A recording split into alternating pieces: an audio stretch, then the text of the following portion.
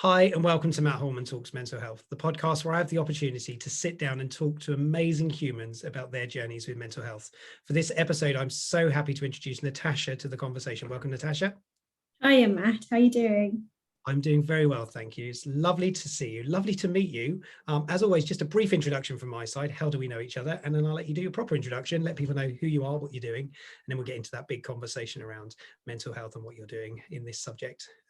Perfect. Soon. So, Natasha and I, how do we know each other? Well, Natasha reached out to me, actually. She's listened to a couple of episodes of the podcast, which always inspires me. You know, I'm very happy to hear that somebody's listening, but also outlined a story. I'm not going to share any of that story because that's your role. But when somebody reaches out, wants to share their story, wants to talk about the work that they're doing in mental health, absolutely. The first thought is let's get together and talk about it, which is exactly what we're going to do. So Natasha, absolutely love the fact that you've reached out and we're having this conversation. It's going to be incredible, but I'm going to throw it over to you. Do your introduction, let people know who you are. Thank you, Matt. So first of all, a massive thank you, obviously, for getting back to me and just giving me the opportunity to tell and share my story with so many others, that maybe have been in a position that my mum has been through. And this is what I'm going to be talking about on this podcast. It is the journey of me and my mum, our mental health experience, and where we are today.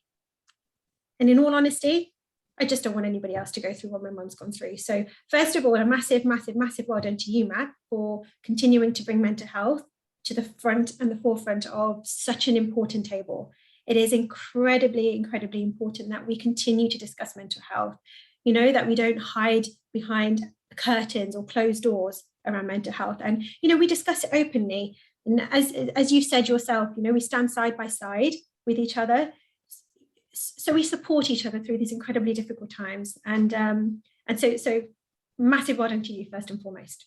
Oh, thank you. That's very kind of you to say. It's a community work, collaborative work and all those wonderful things where we come together. That's what this is all about. And that's why the podcast is there. It's to help people to connect. And I know through the story that you're about to tell, you're going to, and I know you've had that feedback already from others too. So let's do that. Let's talk about this story. Let's hear the story. I want you to share with everybody exactly what it is that's been going on, what you've been working on, and ultimately where you are as well at the moment, if you can. So your journey with mental health, you define it, you let us know your story.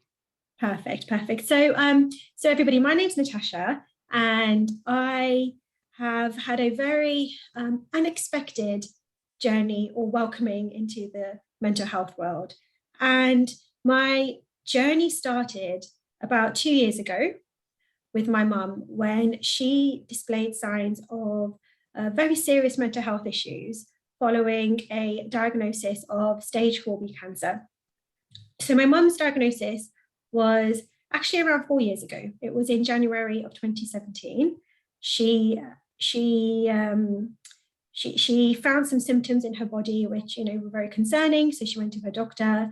And it was a very, very rapid diagnosis. So there was a 2-week turnaround between her going to see her GP to her being diagnosed with this advanced stage of endometrial cancer.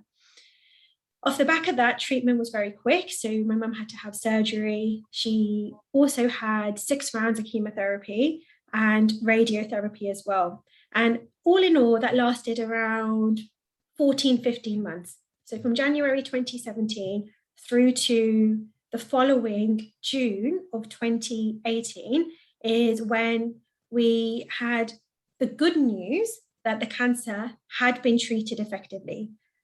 It's the news that you all wait for when you're going through cancer. So it was a very, very, very uplifting moment in June 2018. Now, my mum, she lives alone. She's a single parent, very, very, very strong, independent person, worked incredibly hard for what she has. And she raised me as a single parent, and I'm an only child. So for me and my mum to go through that journey, it was a journey which had its incredibly heartbreaking moments, incredibly tough moments. But because my mum is that source of inspiration, she's been very independent. She was very strong throughout the process. And you know, if anyone was to see my mum, she's very small, she's very petite, she's a size 6, 5'4", you know, but actually 5'3". She's much smaller than me. So, you know, my mum would never say boo to a ghost really, but she can be incredibly mentally strong. And, you know, she was through the cancer treatment. So we come to June, and this is her story. We come to June 2018, and because she's received the all clear, she decides that she wants to go back to work. And at the time, she worked for the Department for Work and Pensions, and she had worked with them for 37 years. She was on sick leave at this time, so she wanted to go back to work. And in September of that year, that's what she did. She returned back to work, and unfortunately, it took longer to get her back in because of complexities within the workplace, which shouldn't have happened. And so you could see from the beginning, there was a little bit of, the best way to put it, there was a little bit of not quite the will that there should have been to allow my mum to return back to work on the other side. Anyhow, my mum returns back to work in September of 2018, and she, as I mentioned, she lives alone. So she's actually in Coventry, and I live in London. At the time, I had a newborn and I had a 1-year-old as well. So, you know, my mum knew that Natasha's helped me get back into work. This is the beginning of a new era for us. Natasha can, you know, focus on raising her children. I'm going to focus on returning to work. And that's how it was in September. That was both of our mindsets, and that was it. We were like, right, let's get back on with life, because that's what she wanted to do, you know. For any of us, Matt, people naturally like routine, right? People naturally, you know, we want to feel like we've got a purpose, all of us do in life. And that, for my mum, was her purpose. Let me continue back in the job that I love. So that's what she did. So she went back to work, and then I would have catch-ups with my mum over the weekend, and they wouldn't be for very long, because my assumption was that my mum was just quite busy. And, you know, I've mentioned to you, Matt, she was an independent woman, and my mum would be someone who would go shopping, you know, somebody who would just enjoy the weekends.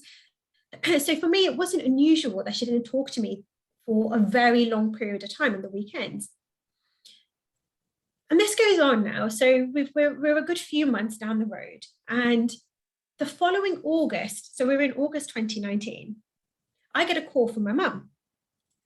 And my mum's in absolute tears. So she's talking to me on the phone, Matt, and I don't understand what she's saying. Right. And I don't understand what she's saying, not because of the fact that she's crying, but I don't understand her communication with me. Her words don't make sense. You know, she seemed very confused, very disorientated. And all I would hear in between what she was telling me was, they dismissed me. And I was like, Mum, what do you mean they dismissed you? I don't understand. She said, oh, she's crying, obviously. You know, I moved desks. And this is what she said to me, I moved desks. I don't understand why they dismissed me. I don't understand why they dismissed me. So at this point, I get chills in my body. I'm like, I'm really confused on what you're telling me. I don't understand what's going on. And so from London, I then drive down to Coventry. So my husband comes home, I drive immediately down to go and see my mum. I'm like, Mum, what's happened? And then my mum basically pulls out a number of letters that she had received during the time that she went back to work. Now, before my mum went on sick leave, Matt, my mum had certificates from the DWP for 100% attendance. She had won an award in that 2016 in November for being a team leader. She was the diversity chair for the Midlands as well, for the DWP Midlands. So she was very much, you know, very, very into her job, as much as, you know, she was very passionate about it. So from that profile to what I'm seeing now, and then seeing these letters, I'm thinking, what the heck has happened? Yeah. What the hell has happened? How do I not know about any of this that's happened? Right? So there's these letters, and basically they're disciplinary letters, Matt. They're saying, it is alleged that you were not able to use a scanner. It is alleged that you were not able to see your customer appointment within a specific period of time. It is alleged that you had a hypomanic attack on this date. It is alleged, again, that you were unable to see this customer who wasn't a bereavement customer. So she's got these, all of these, and then her final letter read, it is alleged you did not move desks, and that led to a dismissal. And I know you're looking at me quite confused, right, man? You're thinking, what went on? What happened, right? That's how I was at the time. Exactly how you're looking at me is how I was at the time. Wow. I'm like, what went on? Now, the interesting thing is, my mum was right. What she was telling me was that she was dismissed because she didn't move desks. But what she couldn't tell me was why. And the reason why was because it transpired that when she went back to work, she was struggling with mental health issues. So she was displaying signs of really high anxiety, and the typical symptoms of that being OCD. So, you know, repeatedly checking things because she was doubting herself. She was very, very confused. She was having panic attacks. So she couldn't walk down the stairs, Matt, without being able to not breathe properly, you know, feeling claustrophobic, very sweaty. And I saw in one of the letters, my mum saying, you're going to give me a nervous breakdown. So she communicated, you're going to give me a nervous breakdown. Please stop what you're doing to me. Right. But nobody stopped. So then at this point, I raised what's called a subject access request. And I don't know if you've heard of one or what they are, but just for the benefit of the listeners, a subject access request is a process that any employee or any individual can undertake with a company that holds personal data about yourself. And any personal data that they hold, whether it's about your name, whether it's about your bank accounts or anything that they hold against you, they have to legally give to you. Yep. So I raised a subject access request with the DWP saying that any emails that you hold, any letters you hold, anything you hold, basically with my mum's name, you need to give to me, right? So we raised that, and I'll tell you something though, Matt, that was a process and a half in itself, right? So we fast forward, finally, 8 months later, pretty much, I get thousands and thousands of documents after complaining to a pretty high authority that they weren't providing the information that they should have been providing. Get all these documents around what had actually happened. So I sit there, Matt, and for the benefit again of all the listeners, I sit there on a very cold winter's night, literally upstairs with all these thousands of papers on my bed. And I want you to imagine this. I flick through each one of these papers and I am in shock, absolute disbelief. And I'm going to tell you examples of what was said on there. We are very, very concerned about this individual. We are very concerned this individual is not taking her lunch breaks. We're concerned she's not eating, she's not drinking. We're concerned this individual is very confused. She's not able to leave to go outside the building. She's having hypomanic attacks at work. She's displaying signs of numerous mental health conditions. This individual is very vulnerable. This individual needs an ambulance to be called for her, although that was never done. This individual is unable to manage her appointments. This individual has shown a marked difference in her health and a deterioration in her health after having known her for many years. Because bear in mind, my mum at that point of dismissal had worked for the DWP for almost 40 years, almost 40 years. My mum was pushed out the building. My mum was escorted off the building, yet she was confused. Tons of emails to HR saying this individual is showing signs of mental health issues, but she doesn't recognize it. Members and colleagues saying call a next of kin. And Matt, none of this was done. None of this was done. So my 5'2" tiny little mum who went to work just to gain back her life and live a life post stage 4 cancer has this horrendous treatment. So straight away, I'm able to identify we've got a mental health issue and discrimination against somebody with mental health problems. Right. Let's park even the cancer now. Let's park that to the side, right? These were all your absolutely atypical mental health symptoms that everybody around her recognized because they had insight, but my mum couldn't because she had limited insight. Yeah. Now, I pulled this case together. So what I did was, Matt, I started to pull a case together, identifying the different treatment and, you know, what they did to her, all of the things I put together. And my mum is on very, very, very low financial means. You know, I mentioned that earlier. And She's incredibly hardworking, and obviously she had a mortgage to pay. You know, the stress financially on both of us was intense. But we applied for legal aid, so I applied for legal aid on her behalf. Yep. And I'm not sure how much you know, Matt, or even the listeners may know about legal aid, because I certainly didn't before going through this process. But legal aid is basically our country's legal system that is there to support individuals who have been a victim to discrimination, victimization, harassment. But there have to be two criteria that must be met to a very, very detailed standard. The one is your means. So you have to be on extremely low financial means, and that's very, very rigorously tested. We went through that process, she passed that. And then you have to have very high merits in the case. And discrimination cases against somebody with mental health are very notoriously hard to exemplify. Yep. But because all the evidence was there in black and white, we were able to prove that these were very serious claims of disability discrimination against an employee with mental health conditions. Right. So we fortunately have legal aid to support this massive case. It's a 12-day employment tribunal hearing, which is listed in November and December of this year. But, and then with big capital letters, underlined and bold, but no matter how strong anyone's claims are, with legal aid, due to austerity measures, they do not cover representation in court.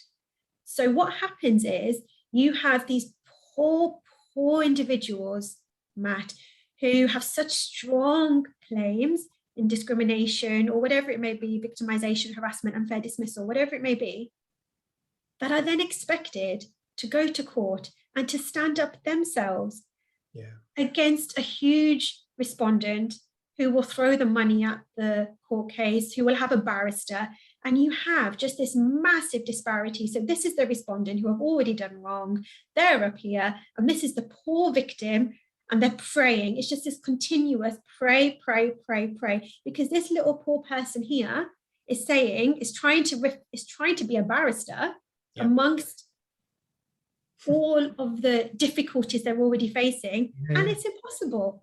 I can't be the barrister myself, and I'm not the victim here. I'm not the one who has these mental health issues, and even it's incredibly difficult for me.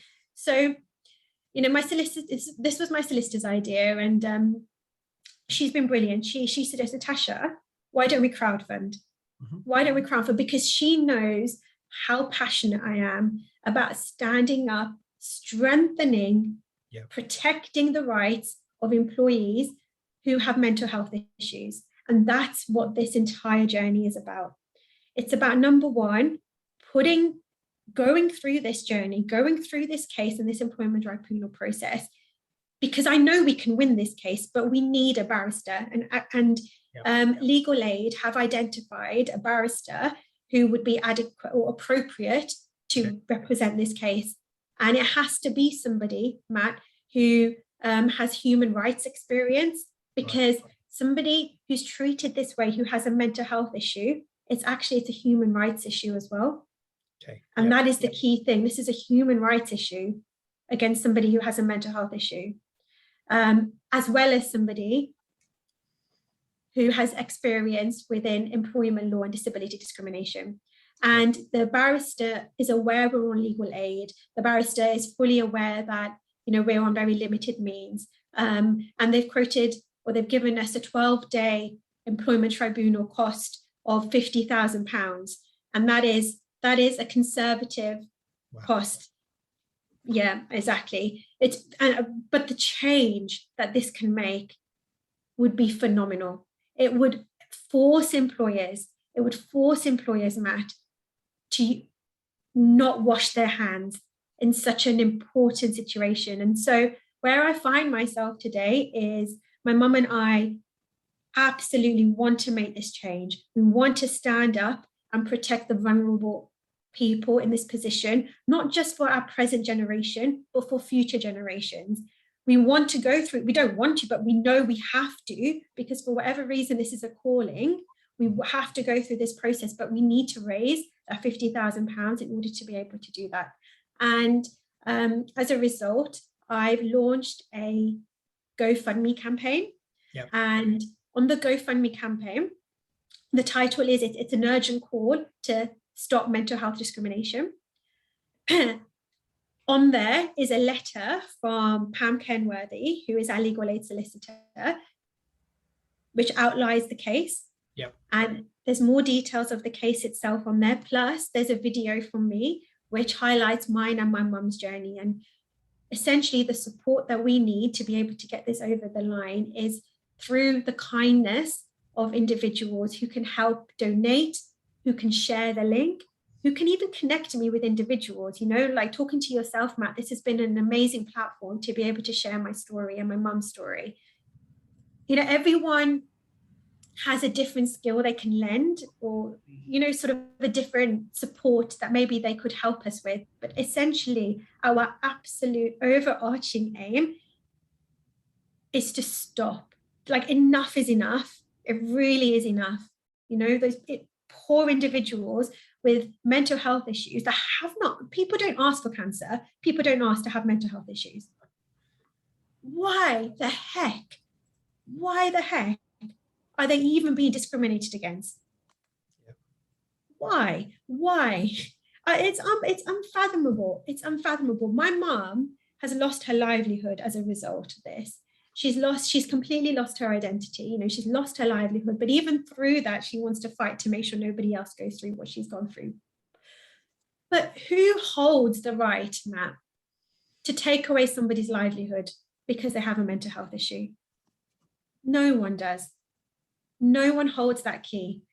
And genuinely, enough is enough. It really is. And so I and my mum would be so grateful to the listeners of this podcast and of this show. You know, please support us through this journey, because we are so desperate to make this change for other individuals. And, you know, it's very hard to articulate, I guess, the pain and the journey and the struggles, the emotional turmoil and the grief we've gone through behind the scenes over the last 2 years. It's very difficult to explain that in such a small space of time. But there's been so much pain in the background that, you know, my mum could have lost her life. Again, I'll quote from one of the documents.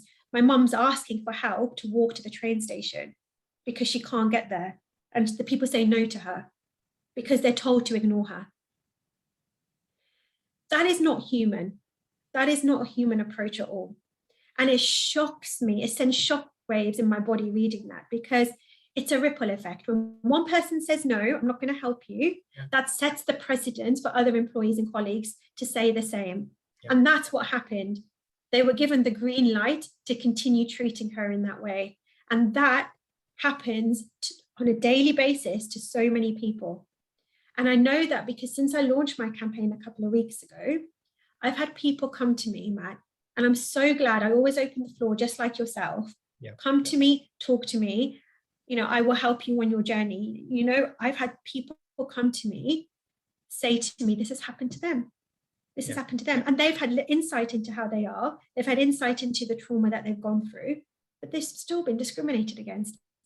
I had one person, Matt, last week. I can't share too many details, but what I can say is that he lost his wife because she committed suicide because of the pressure that she had at work, because she wasn't supported, because the reasonable adjustments weren't made to help her manage her self-care and her mental health and well-being.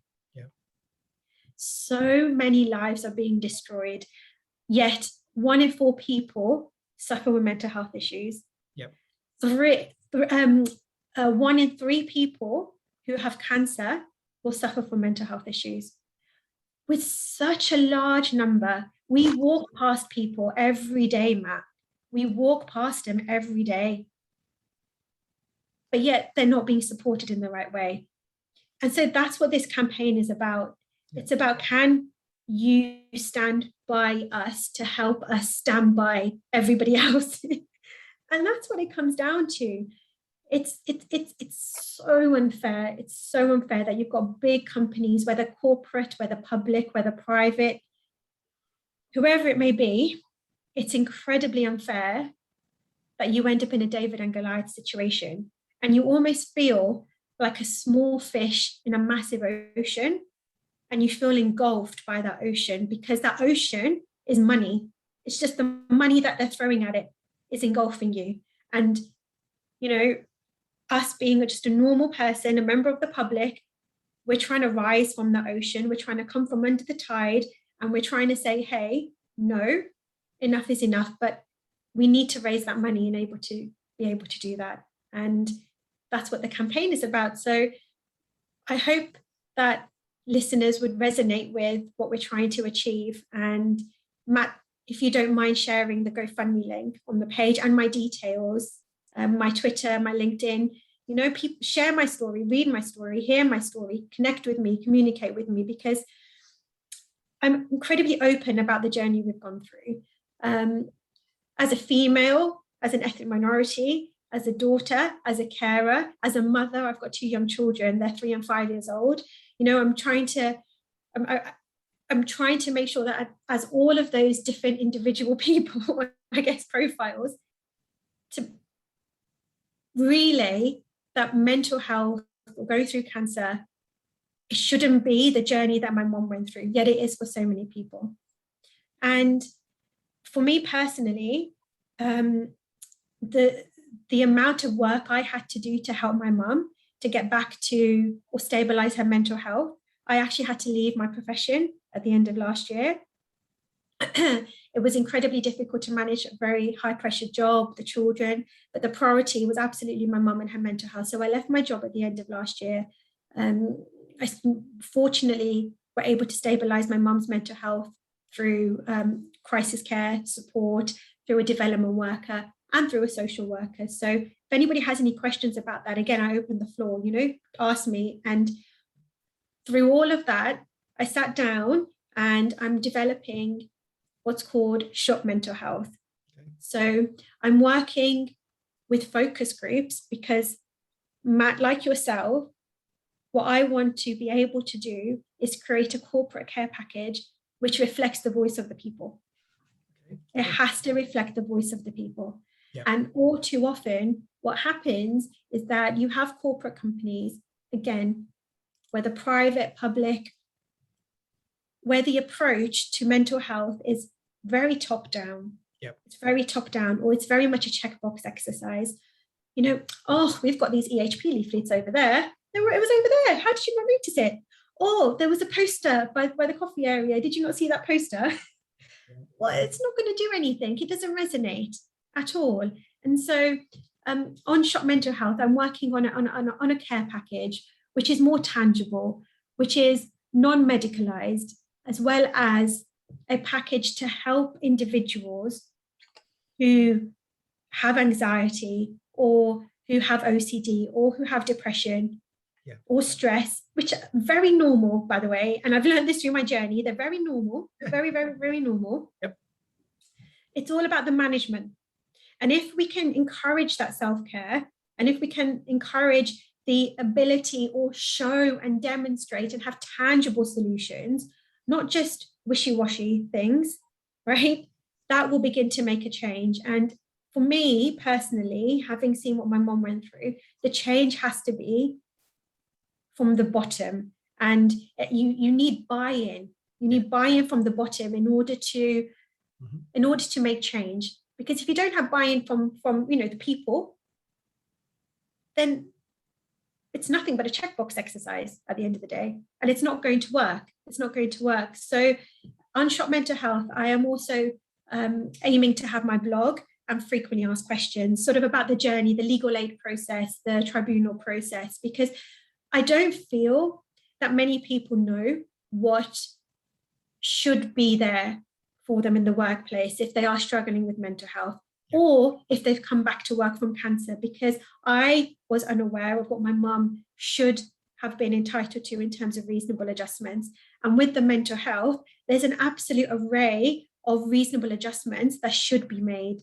And I've only learned this through the journey that I've gone through with my mum, but I want to be able to relay that to other people so that they too are aware of what they're entitled to. And should they need support, that's what Shop Mental Health will be there for. I truly, truly, truly don't want other people to go through this. And I've changed my career, Matt. I've changed my career. No, changed everything. I changed everything that I knew.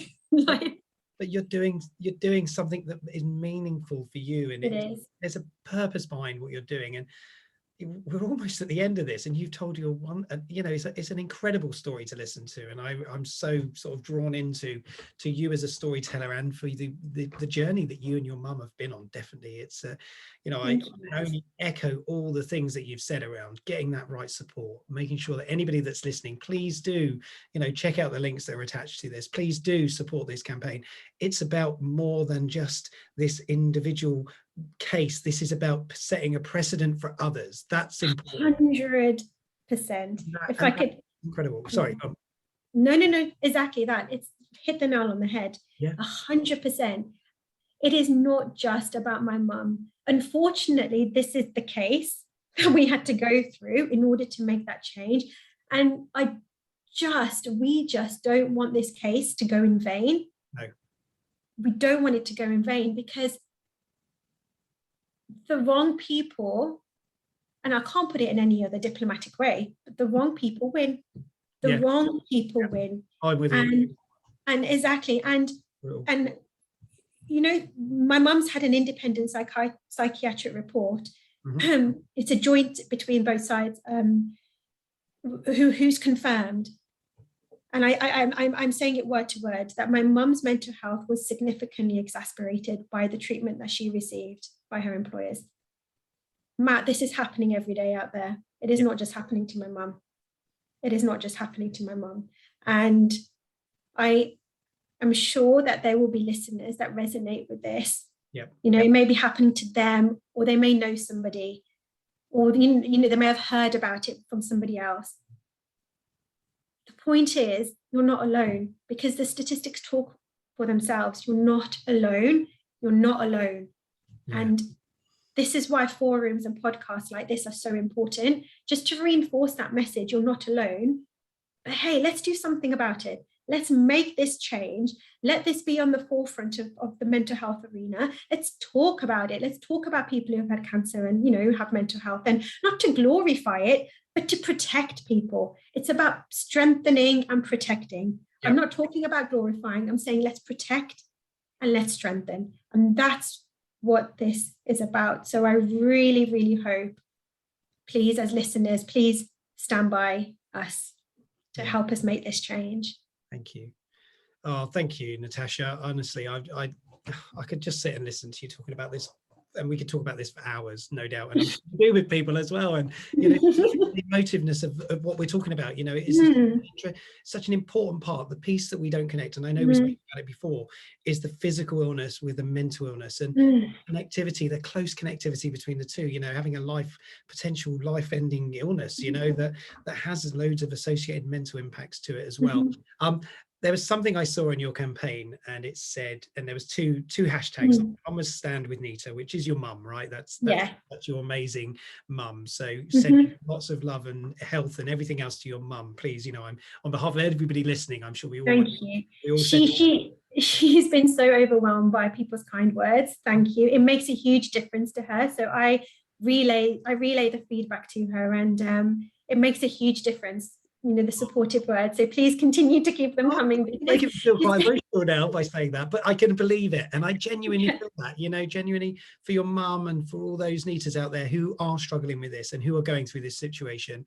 And I don't mean everybody's called Nita, of course, because they won't. But you know what I mean. It's really about realizing this. This is happening all the time. You said it. And the other one that you put on there, and I'm hoping we're okay to close with this, is this hashtag Together We Can Make a Difference. Yes. I'm a massive believer of that. I talk about that as well. Together we can all make a difference. And I think it's so important in all of this. We cannot do it on our own. We cannot. That is not possible. When you're struggling with mental illness, and if anybody is listening, if you are struggling with any challenges with mental health, whether that's anxiety, depression, any of those illnesses, and you're struggling all on your own, you're not on your own. Please don't feel that way. I know it's hard to believe it, but you're not. We are going through different things. Together we can help you when we want to, and that's what this is all about. We can do more. Natasha, we are right at the end, and I hate to cut this short because there's so many more things. I'm sure everybody else has got millions of questions, which is a good thing, because that means they can reach out and they can ask. Please, 100%. You're okay with that? You're okay? Oh my goodness, yes, I encourage it. Yeah. Absolutely encourage it. Talk about it. Ask me questions. You know, yes, absolutely. Feel free, touch base with me. Matt, drop all of my links, all of my details. Do what you've got to do. Links. That sounds so like in there, doesn't it? Check it all in there. I don't know what that means, but I'm dropping some links. It sounds it's a good thing. But anybody listening, if you are struggling, know there is always somebody to talk to, whether it's Natasha, whether it's me, whether it's organizations. Of course, organizations like Samaritans exist today to help engage in those conversations when you're struggling, when you feel alone. Feel free to call Samaritans. It's free to call on 116 123 if you need extra help. There are other organizations. You can text to Shout 85258 and the many other organizations that are there to support these conversations. Natasha, it's been an absolute pleasure. I knew it would be anyway. It was destined to be the case, as it is with all of these conversations. I want to wish you and your mum all the very best with everything. Good luck with campaigning. We're going to get behind this. We're going to help you as well. So, yeah, it's all amazing stuff. I wish you all the best. Thank you so much. Thank you. Together we can make a difference. Hashtag together we can make a difference. Yes. Stand by, Anita. Thank you. Thank you. You're a star. You're the star. I'm the one who presses record and stops it now. Then take care, Natasha. Thank you.